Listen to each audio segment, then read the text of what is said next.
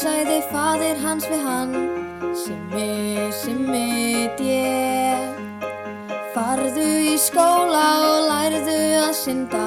Simmi, Simmi, dé. Og ef þú verður ríkur, ekki gleyma reglunum. Simmi, Simmi, dé, borgaði skuldir og borgaði skatta. Simmi, Simmi, dé. En Simminn kæri, nú hlustar á mig, reyndu að hafa einhvern móral. Þjóðin eigi svíktu, hún treystir á þig, elsku Simmi, dé.